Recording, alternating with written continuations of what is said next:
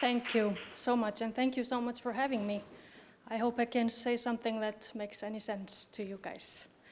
Yeah. So I want to start with a short introduction of the history of gender equality in Iceland, which might shed some light on why the Icelandic Parliament, Alþingi, agreed on a legislation on certification of equal pay. The struggle for gender equality in Iceland has been long and sometimes difficult. We have done better than some, but still have important challenges to overcome. Icelandic women were given the right to vote by constitutional amendment in 1915, but only in 1920 were granted equal suffrage to men. The first woman was elected to Alþingi, the Icelandic Parliament, 2 years later, in 1922, but the development was slow and the first female minister only took office in 1970. 5 years later, in 1975, the year the United Nations dedicated to women's rights, Icelandic women took action. On the UN Day, October 24th, Icelandic women went on strike, demanding equal rights and equal pay. Over 25,000 women, with a population then about 217,000, walked out of their workplaces and gathered in the center of Reykjavik and towns all over the country, making it one of the largest outside gatherings in our history. Their demands were clear, and this historic event had a huge impact on the struggle for equal rights. Yet another 5 years passed before a very important milestone was reached in the history of women's fight for equal rights in Iceland. Miss Vigdís Finnbogadóttir, then a single mother, was elected president of Iceland in June 1980, the first woman in the world to be elected the head of state. 1983 was another important year when the Women's Alliance ran for parliament for the first time. It was an all-women feminist political party, and they got 3 members of parliament elected in the parliamentary elections. The number of female MPs tripled that year, from a whole 5% to 15% of all members. The 40% threshold was surpassed in the 2009 elections. Ms. Jóhanna Sigurðardóttir became the first female prime minister in Iceland and formed the first gender-equal government in Iceland. Iceland's current government is led by 3 women: the Prime Minister, Kristrún Frostadóttir, who is the leader of the Social Democrat Party. Þorgerður Katrín Gunnarsdóttir is the Minister of Foreign Affairs. She is the leader of the Liberal Reform Party. And Inga Sæland is the Minister of Social Affairs and Housing. She is the leader of the People's Party. Of 11 ministers in our current government, 6 are women, 5 are men, 29 members of parliament are women, and 34 are men. So to add to this, our bishop is a woman, our national police commissioner is a woman, and our current president is a woman, Halla Tómasdóttir. So you can imagine that there have been a lot of discussions recently about women in power in Iceland.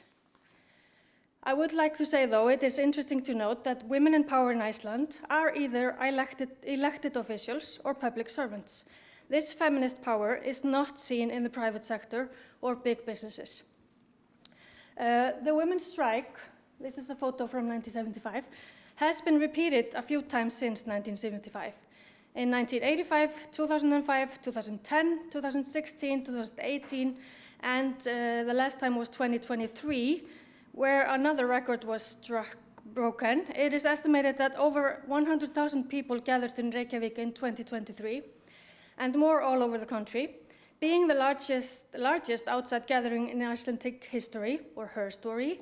Again, so women in Iceland are still making history and still fighting for equality, and not the least, for equal pay.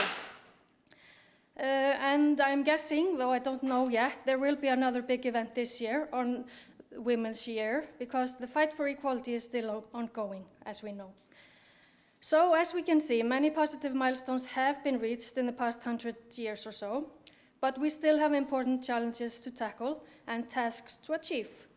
Closing the gender pay gap in the labor market is one, and of course the one we will focus on here today. In 2008, a provision was added to the Gender Equality Act stating that the Minister of Social Affairs, in collaboration with the social partners, was to ensure that a special tool and certification system, would be developed covering the implementation of policy on gender equality in wages. That same year, an agreement was reached on a tool that was to be developed in order to prevent wage discrimination between women and men. In the fall of 2008, the Ministry of Welfare, along with the Icelandic Confederation of Labour and the Confederation of Icelandic Employers, began the work of developing the equal pay standard. Icelandic standards agreed to supervise the project and advise a technical committee responsible for composing and adopting a final standard. The technical committee included sponsors of the project as well as representatives from the Directorate of Equality, the Ministry of Welfare, the Ministry of Finance, the Federation of State and Municipal Employees, the Association of Academics, and more parties, as well as being aided by several private companies familiar with implementation and adoption of management standards. The main aim is, as stated in the law, equal pay for the same work or the work of equal pay or equal value. The equal pay standard is an Icelandic management requirement standard. It is a product of three-sided cooperation between the government, the Confederation of Icelandic Labour, and the Employees' Confederation. The equal pay standard is, like other management standards, a requirement standard. It states the requirements made regarding its adoption, and it can be used as the basis for certification. I say can be because it was not mandatory at first, which means that companies and institutions can apply to be certificated for meeting the requirements of the standard. The aim is that companies and institutions can establish management systems which will ensure that their handling of cases and decision-making on wage issues will not be based on gender-specific discrimination. The standard is structured on the same sort basis as used in other recognized management standards. For example, the ISO 9001, the Quality Management Standard, or the ISO 14001 Environmental Management Standard. It has a number of requirements, but does not tell the management how to do the work. The objective is to implement effective and professional methods for pay decisions, effective review of management and improvement of HR policies. This standard is nested within the more expansive category of various management standards and serves to methodically archive the strategies, workflows, and practices that an organization employs to meet the specific goals and fundamentals that the standard stipulates. So why make the standard a legal requirement? Despite being ranked first in international comparisons regarding gender equality for the past 15 years, if I'm not mistaken, equality in terms of equal pay has not been achieved in Iceland.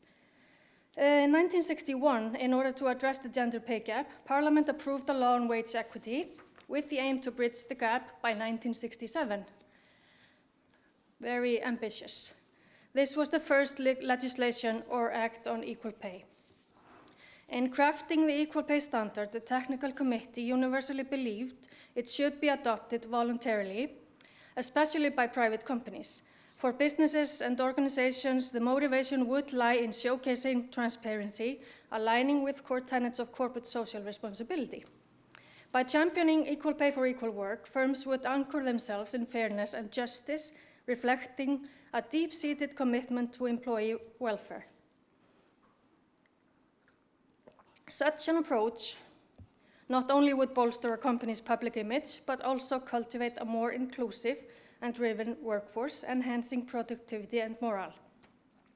In 2013, the Icelandic Equality Forum introduced a pilot project to explore the implementation of the equal pay standard, which was published in 2012.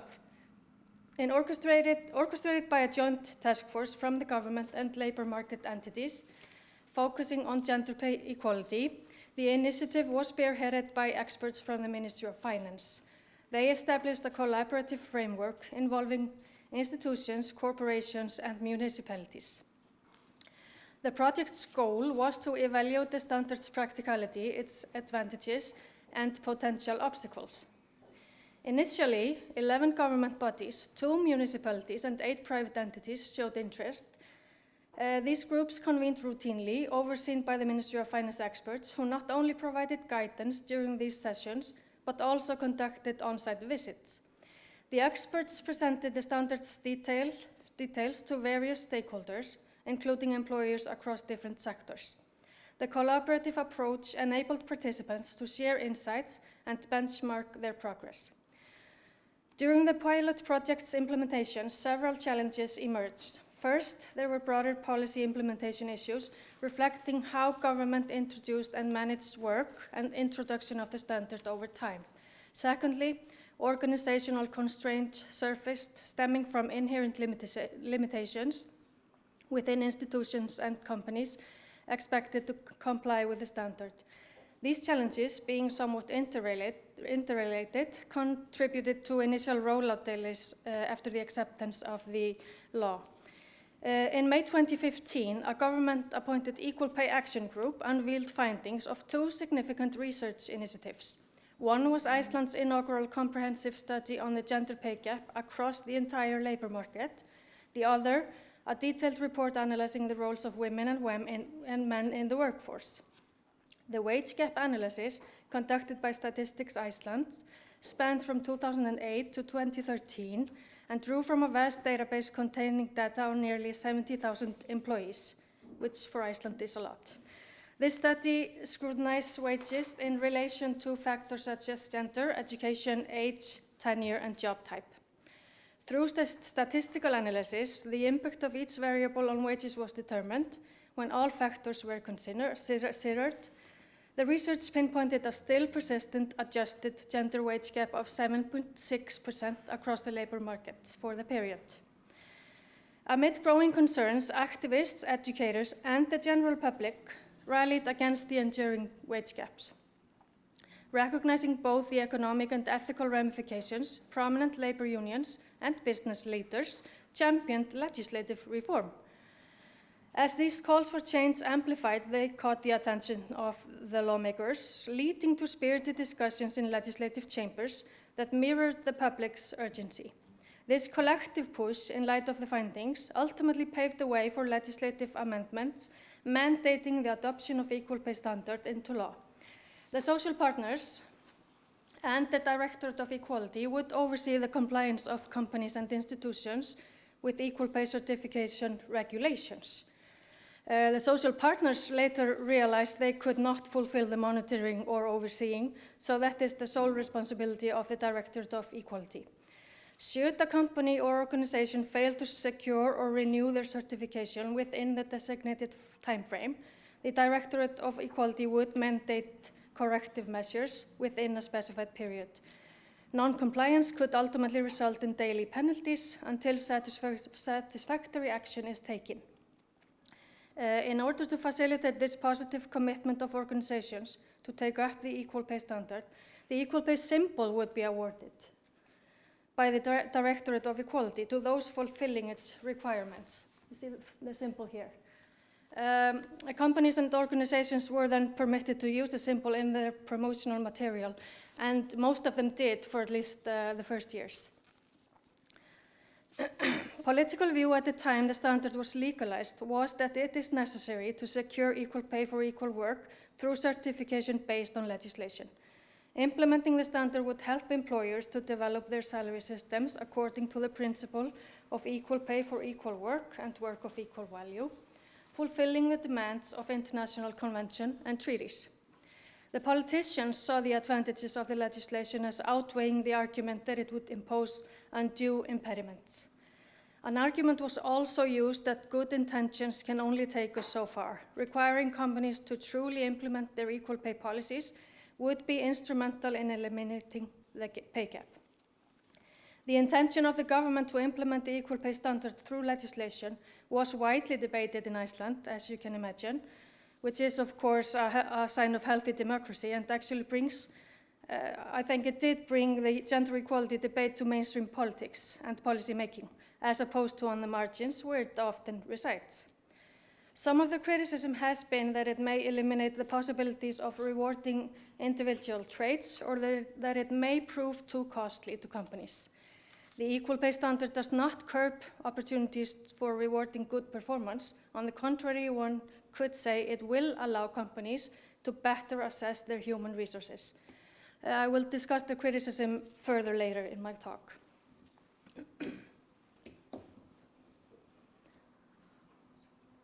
So a bill of law was submitted by the amendment to the Gender Equality Act. It was submitted by the Minister of Social Affairs and Equality and passed by the Icelandic Parliament with vast majority on June 1st, 2017 and came into force on January 1st, 2018. The approved amendments entailed changes to the article on equal pay, where it is stipulated that women and men working for the same employer shall be paid equal wages and enjoy equal terms of employment for the same jobs or jobs of equal value. By equal wages is meant that wages shall be determined in the same way for women and men. The criteria on the basis of which wages are determined shall not involve gender discrimination. Furthermore, the legislation allows for the prescription of an obligation on the part of companies and institutions employing 24 or more employees on an annual basis to obtain equal pay certification of their equal pay system and the implementation thereof by accredited certification bodies following an audit. The aim is that companies and institutions can establish management systems which will ensure that their handling of cases and decision-making on wage issues will not be based on gender-specific discrimination. The purpose of this obligatory certification is to enforce the legislation prohibiting discriminatory practices based on gender and requiring that women and men working for the same employer shall not only be paid equal wages across the same job level, but also equal wage for work of the same value. The equal pay standard on which the certification requirements are based does this by assessing a company's pay policy, classification of jobs, and wage analysis on the basis of the classification, as well as formalizing policies and processes related to pay decision. It is required that the considerations on which wage decisions are made be specified. These are to be based on the demands which jobs make of employees. In other words, to make sure that everybody's jobs are evaluated according to the same criteria. Thereafter, jobs are to be ranked based on these considerations, so resulting the same jobs or jobs of equal value being ranked together. After this is done, the jobs are to be ranked for deciding wages. No requirement is made to the effect that any one specific wage system be used for this purpose. Instead, it is demanded that the system used does not involve discrimination on grounds of gender. To ensure that this is the case, it is demanded that regular wage analyses are carried out. The audit is a comprehensive process that helps employers analyze their pay structures, identify potential discrimination, and correct it. Another key feature is that the law obliges each employer to apply the company's equal pay system equally to all its staff, while it does not require the same uniform pay system for all. As such, the standard does not impose the same pay to everyone with the same title. However, the difference in pay needs to be justified and cannot be based on irrelevant factors. It does therefore not prevent employers from rewarding good and effective employees throughout the wage structure. As such, the standard transfers the responsibility of equal pay from the individual employee over to the employer. It is the obligation of the employer to ensure that by means of a certification that there is no wage discrimination within their company or institution. The implementation of the law has been a challenge since it involves an introduction of a whole new thinking in senior management and the introduction of a new quality system.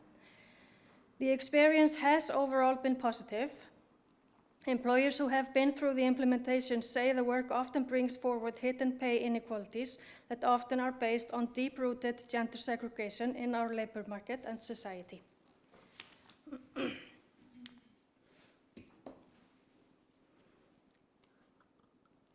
So the Directorate of Equality is tasked with overseeing the equal pay certification and confirmation for companies and organizations employing more than 25 individuals annually.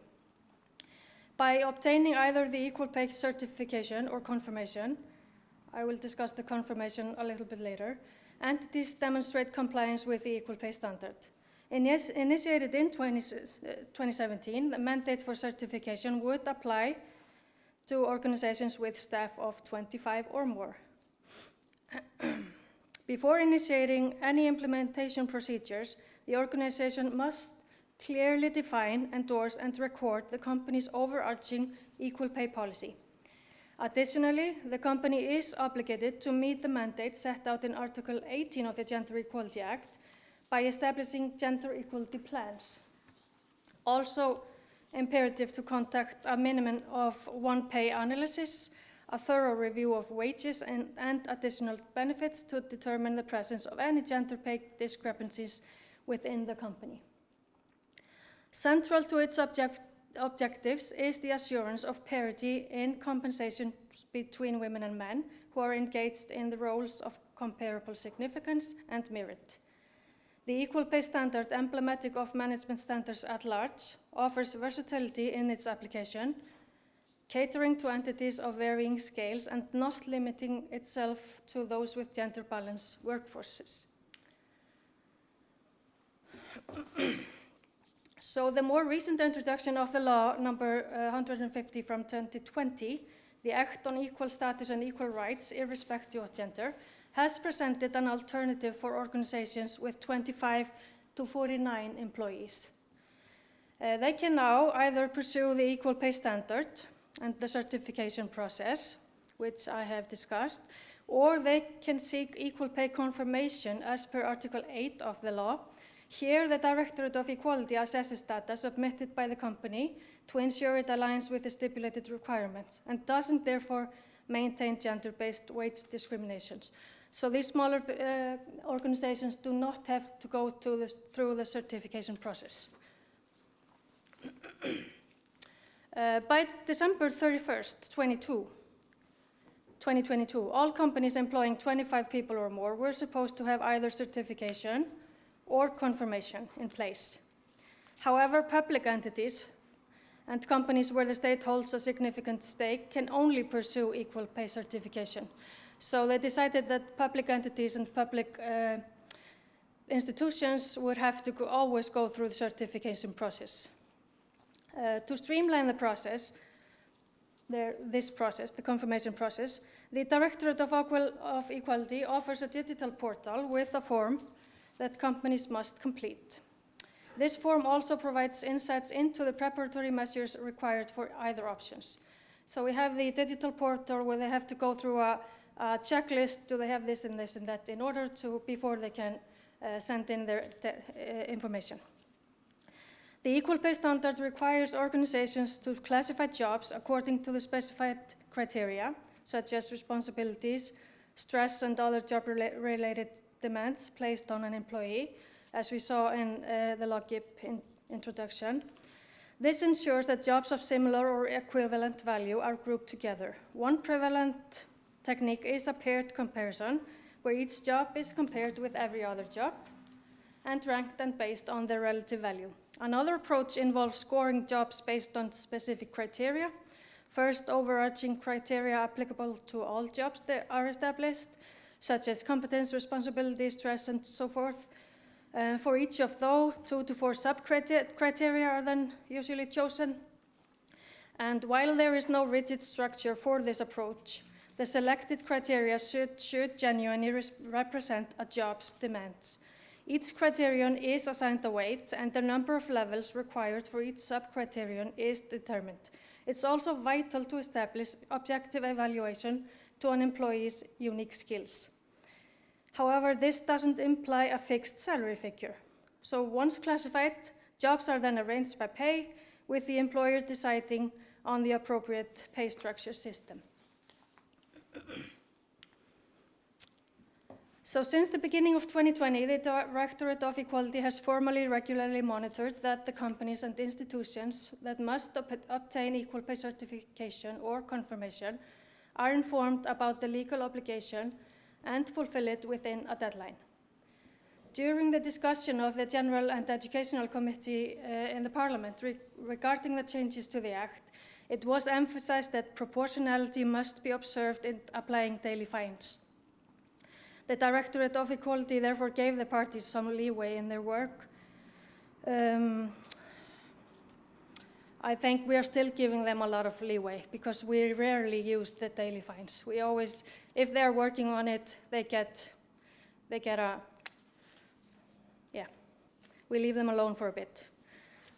The Directorate of Equality sends letters to those entities that have not obtained equal pay certification or confirmation each year before announcing daily fines. In the cases where answers have been received, the situation is most commonly that parties are either in the final phase of the certification process or otherwise have demonstrated that they have engaged in targeted work to obtain equal pay certification or confirmation. In the cases where answers have not been received, despite an expiration of the response deadline, we have made a decision on the application on fines. As of December 2024, 1,262 Icelandic companies and organizations were identified as employing an average of 25 or more workers in 2024, based on a list assembled by the Icelandic Tax Office for the Directorate of Equality. This list is dynamic, with companies frequently joining or leaving the registry, whether they go over or onto 25 or over or onto 50 or whatever. Firms newly added to the list, or those moving up a category, face enhanced requirements. Specifically, they must secure an equal pay certification within 3 years of their listing or expansion, as per guidelines set out in the Act of Equal Status and Equal Rights, irrespective of gender. By December 31st, 2024, entities that had either attained equal pay certification or confirmation employed a total of almost 125,000 individuals. This figure represents nearly 90% of the estimated workforce of companies and institutions bound by the mandate. As of the end of 2024, the Directorate of Equality was actively engaging with about 250 organizations who were working on either certification or confirmation. We will continue and maintain our strong focus on ensuring companies and organizations acquire the necessary equal pay certifications or confirmation. And as I said, approximately 90% of employees in companies and organizations mandated by the law already experience the impact of either equal pay certification or confirmation. In these companies or organizations, wage systems have been structured to ensure that both men and women performing the same or comparable jobs receive equitable pay. The journey towards establishing equal pay certification or confirmation is a long-term commitment. It necessitates patience to navigate the learning curve that organizations encounter during the initial implementation and subsequent recertifications.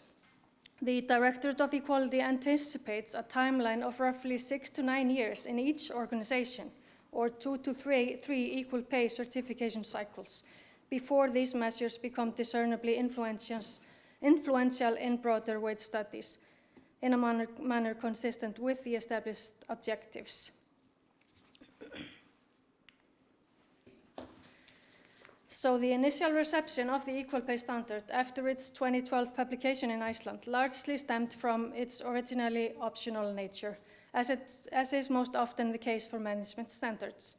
Some organizations saw it merely as a reference for internal procedures and quality assurance, prioritizing declared compliance over seeking formal validation through an accredited audit. Later, when conforming to the methods of the standard became compulsory, the focus of some organizations shifted to criticism of its need for considerable documentation. The Directorate of Equality initiated an evaluation of several organizations that had complied with the equal pay standard, I think in 2022. The evaluation was conducted with interviews with human resource managers involved in the procedure. Findings suggested that there are definite gains, but also considerable costs for organizations. One of the primary challenges faced during the early stages of implementing the standard revolved around concerns related to time and financial investment. It became evident that the actual labor costs can vary significantly across different organizations. For many involved in the process, getting management up to speed with the intricacies and demands of the standard proved to be a more time-consuming endeavor than initially expected. Furthermore, the financial expenditure for external consultation services exceeded initial budget estimates, adding another layer of complexity to the implementation process. The human resource managers interviewed concurred that the equal pay standard has been instrumental in enhancing transparency in salary decision-making. While this transparency aligns with the primary goals of the methodology, it's worth noting that the equal pay standard doesn't necessarily help individual employees in comprehending their ranking in relation to colleagues. Furthermore, the equal pay standard does not obligate managers to reveal specific salary determinations made internally within their organizations. Although it was clear from the outset of the equal pay standard project that it would not by itself resolve effective salary or wage secrecy, this limited transparency for individual employees may have a contradictory effect to the stated objective of the project. However, modifications to the standard, which is from 2012, await a review to be coordinated by the Icelandic standards. We are actually becoming a bit doubtful that the review will ever happen. People do not agree how it should be done. This review has still not taken place. It might take into consideration recent pay transparency requirements opted by the EU. So it is a clear fault that the standard has not been updated since its making in 2012. And maybe we will discuss later, I don't know, maybe it has run its course, and the possibility that Iceland will have to reevaluate this system in light of the experience and in light of the Pay Transparency Directive, although we, at least not now, have to comply by it yet. So during the implementation process, several studies have investigated ways in which managers perceive the burden of the work. In our own survey, the Directorate of Equality found that managers and human resource managers underestimated the time it took to carry out full documentation and organization of the work. These findings are in part replicated in recent studies. In the study Behind Every System Are People, managers' experience of the effect of equal pay certification on wage environment, the findings show that managers have experienced the equal pay certification as a significant increase in bureaucracy and systemization, resulting in the displacement of decision-making powers. The study reveals a shift away from the emphasis on collective agreements and the right of employees to assessment through individual employee interviews towards the assessment by certification bodies. The study, however, finds that equal pay certification is perceived as reliable and valid, although it was still possible, and is still possible, to meet the requirements for equal pay certification while there being, in the period of implementing corrective actions, a gender pay gap within the organization.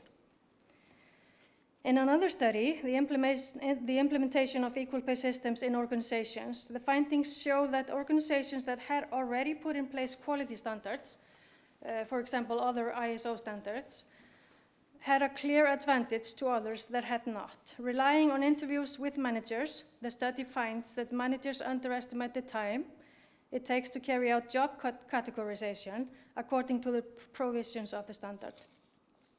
The managers were also critical towards the accreditation bodies and found that they lacked resources and manpower to carry out their obligations. Managers also found that organizations that had implemented quality control still found it difficult to fulfill all the requirements of the equal pay standard, making the process difficult and time-consuming.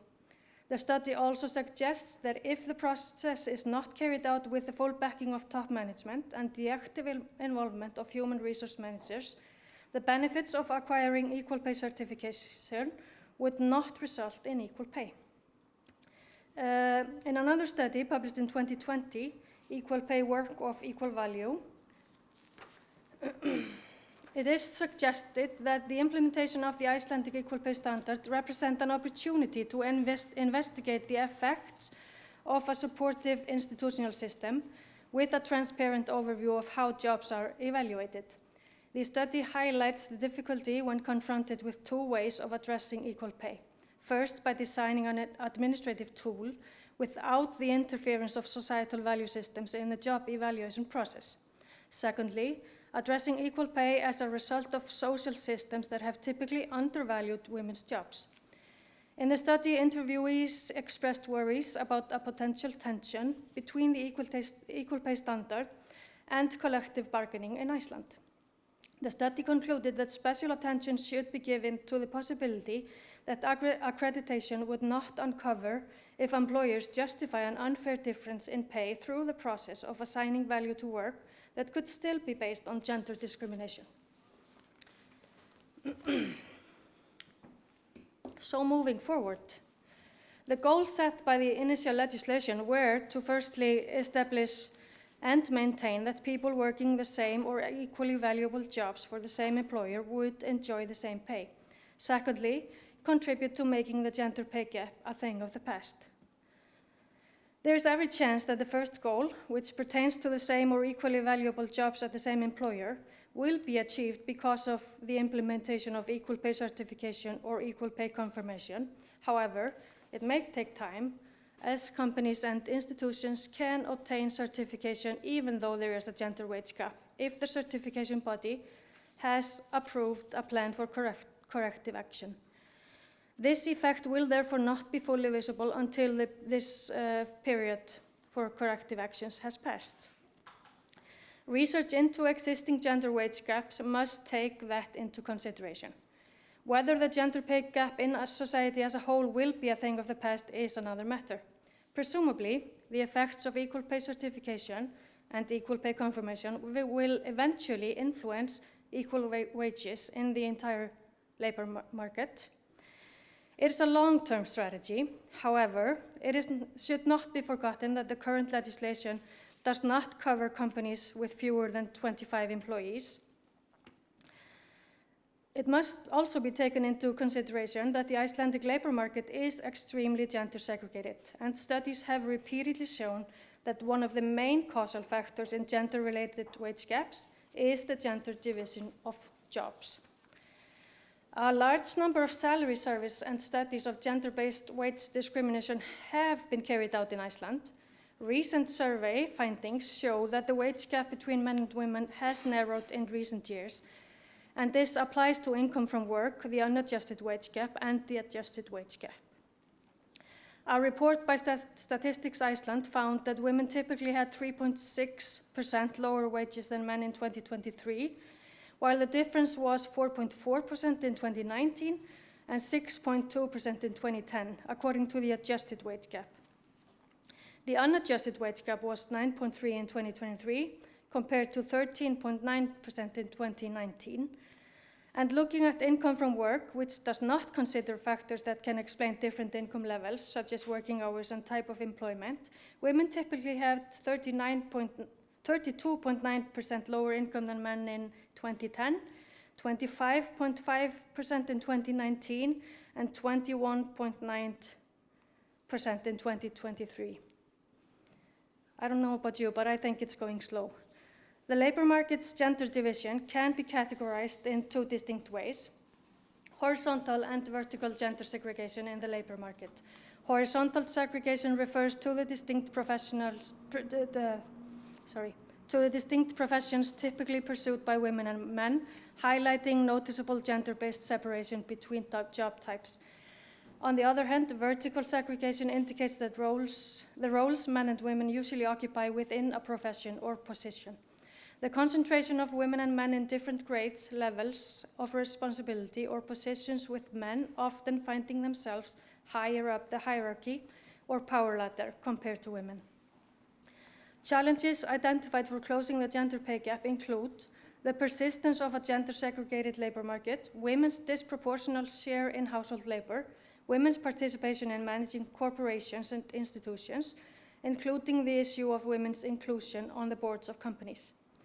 The task of closing the gender pay gap needs to acknowledge that women's work is often valued differently from men's work, both within organizations and across sectors. The Icelandic equal pay standards represent a landmark effort in the global pursuit of gender equality in the workplace. Its significance lies in several areas. As the first country to legally mandate equal pay certification based on a standardized process, Iceland has provided a replicable model for other countries. The equal pay standard methodically addresses gender pay discrepancies, pushing organizations to critically assess and rectify imbalances. By making the equal pay process measurable and transparent, it transforms abstract principles of gender equality into tangible action for results. This can be a benchmark for assessing progress. The standard necessitates regular audits and recertifications. Such a system places continuous emphasis on maintaining gender pay equity, ensuring that it remains a persistent organizational priority. The equal pay standard has received international attention, serving as a benchmark for best practices. Countries and organizations looking to promote gender equality have referenced the Icelandic model for insights and direction, but also beyond going the path of incorporating the equal pay standard into legislation, the equal pay standard reflects and reinforces a broader cultural shift towards recognizing and valuing gender equity, inspiring similar shifts worldwide.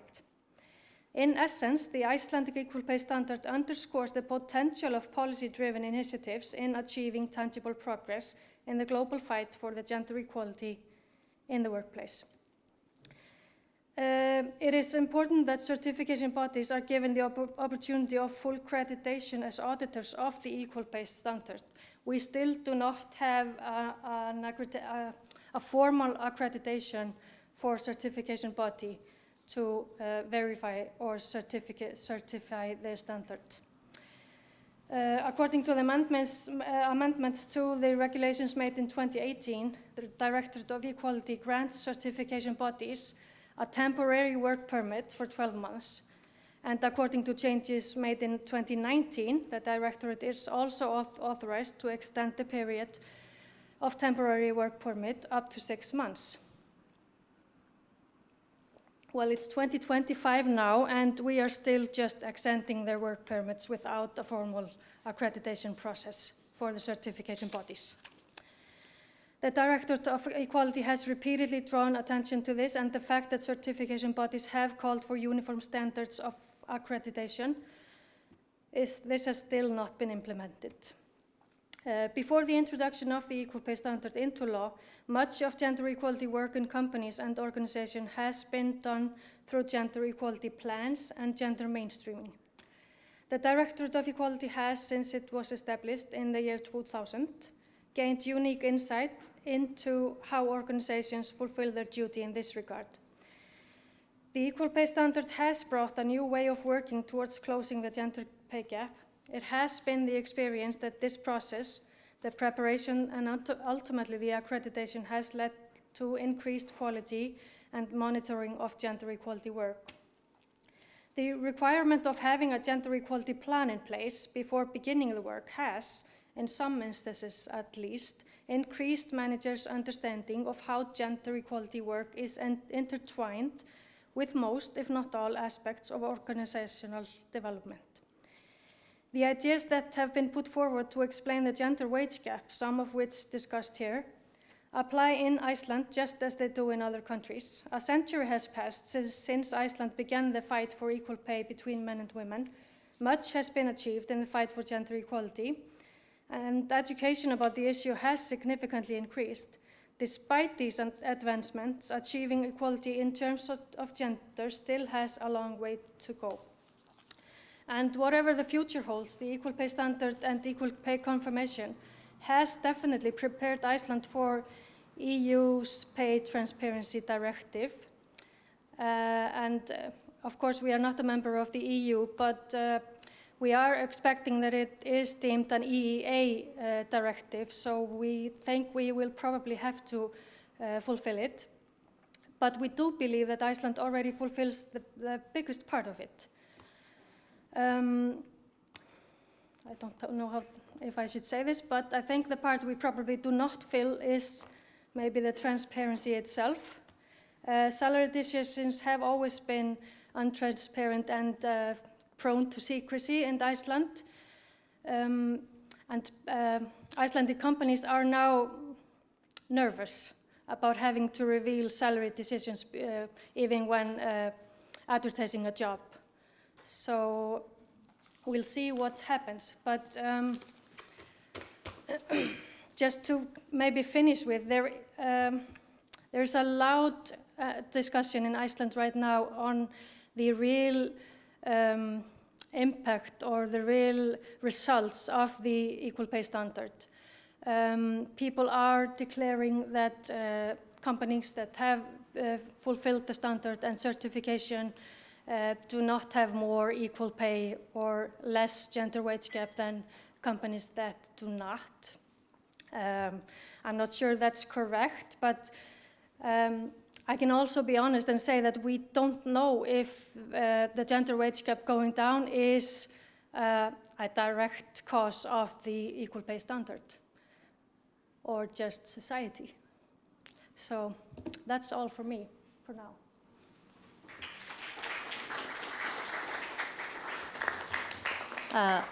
Thank you, Ms. Marta Lilla Olson. Maybe I forgot to mention that Ms. Olson is Director of Icelandic Directorate of Equality. So thank you very much for this presentation. I am now opening the floor for discussions. So if anyone has any questions, just raise your flag and I will give you the word. No brave candidates? Brave hearts? Nothing? Then I will ask you, Marta. So you have yes? You have presented the certification system, but if I understand, the certification just goes through the process of job evaluation, and it basically gives you the whole insight into how you are evaluating the job of equal value. But you don't talk about numbers, and of course you don't talk about the statistical data, which means that that's why the gender pay gap is just a system of certification, but not system of evaluation of jobs. Yeah. Well, it is also a system of evaluation of job because you have to go through the job classifications before you can go through the certification process. So the evaluation or the certification is a full force process. But the thing is, it is done by the certification bodies. The certification bodies check the list of the requirement standard, the equal pay standard, and they report if the company or institutions is fulfilling the requirements of the standard. So, and you can fulfill the requirements with a gender pay gap. And the main issue is that we, or the government, or the public, we don't have the information the companies give the certification bodies. So we just get my directorate, we get a report for the audit report, and we stamp that it's what it is. What we do, though, have, and because of the discussions I was telling you about there are in Iceland right now, we are looking at changes in the legal structure, and we might be going from the legal or compulsory certification process and moving to the simpler process we have made for the smaller companies, which requires the classification and data and paid wage analysis be turned to the directorate. So there we would have the full picture of the labor market in Iceland if we would go that way, we think. Because we don't have any information that are sent to the certification bodies. Thank you. But do you think that Iceland might also move in the direction of, because you mentioned the EU directive, which definitely gives a different burden to companies. It's not the certification process per se, but they need to report about the gender pay gap. So they need to report the percentile and numbers. You think that this could also happen in Iceland, or you will have a parallel system certification in place, which is also part of the directive if you look at it properly, and then you have the reporting about the gender pay gap and the numbers, and you have to decrease it if it's more than 5%. So what do you think would be optimal? I believe the optimal, well, it's hard to say it because it's such a model process that we built with the equal pay standard, but I believe we should not have a double system.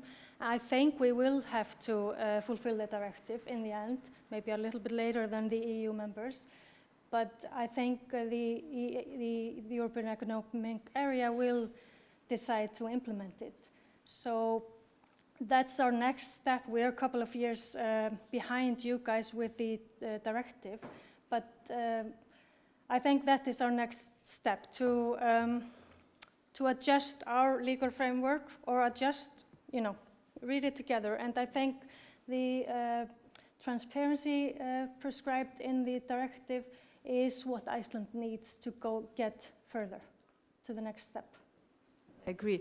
Plus, Switzerland will have enough experience by then to help you with the tool. Well, a lot of Icelandic companies are using the Swiss tool. I thought so. Yeah. Okay, so we will all have enough mileage to help you out as well. Are there any more questions? Everyone is quiet. So I guess lunch was good, coffee break was good, everything was fine. I think we can wrap it up for today, if you agree. So I will make a short, brief conclusion. First of all, I think that the cases that were presented were really nice. Of course, being French, they have a strong state and they have very strong social partners, especially trade unions, and you can see that the system that they have in place is it's deep, profound, and very complex. So I don't think that the directive is expecting us to go that far, but all kudos to French, because they do pave the way to everyone else in the European Union when it comes to labor rights. I am grateful, and I think we all should be thankful to the presentation that they made, because it also gives us a very comprehensive good practice from the state all the way to the local levels. The Swiss and Iceland, that right now, specifically Iceland, they're not obliged to adhere to the EU directive, but the fact is that if the countries have, I'm not going to say the countries, but if companies have incentive for the gender pay gap, or at least for the certification system, they will of course do it. Swiss are a perfect example of how you can introduce a specific topic of gender pay gap through a different mechanism, which is companies wanting to get public funding through public tenders. So this is always a good step. You don't need to go full force in and demand a law, but step by step you do get to a specific result. I think the tool that you developed is really good, and we actually are taking it as a good example for the tool that we are developing within our project. Of course, the directive demands different data, and it demands a bit of different approach, but it also wants us to have gender-neutral job evaluation system, and it wants the companies to report about the numbers. So transparency as such is something that helps to address the issue at hand, which is unequal pay for work of equal value. Iceland, now that you have really explained what goes on, and because at a certain point of time in our history when the directive was being enacted, we were also thinking that this is good, the certification system. But then the directive didn't go in this path, plus the numbers still have to be reported, and then we decided that, it's better to develop a tool that will help to the employers. So I would say the certification system, when it comes to quality control, makes sense, but when it comes to reducing the pay gap, it probably doesn't. So we will definitely take the best that we can from all 3 countries. We will stay in touch. We will also distribute today's presentations. Our project is now in the phase of developing the tool, which is hard work. We still are touching some of the concepts, so you have to bear in mind that the concepts obviously are never fixed. Each one of us has a bit of a different perspective. What is work of equal value? What is gender neutral? What is discrimination? So Robi knows how we are talking about it, but yeah, it's also work in progress. So for now, I would say that we are grateful for you guys arriving here and presenting. We will stay in touch, and we will just roll up our sleeves and continue to work and get to a certain point and get to the results that we want. If anyone feels like saying anything more, please do come forward. No? Then I would say that thank you very much, and thanks to all of you who stayed, because I know that sometimes after lunch, people just feel like, okay, this is it for today, I have to go, but thank you. So have a good afternoon, and you enjoy Ljubljana. The weather was nice yesterday. Today is a little bit less, but it's still very warm, so I hope that you will have a nice spring stroll around the city. Thank you all.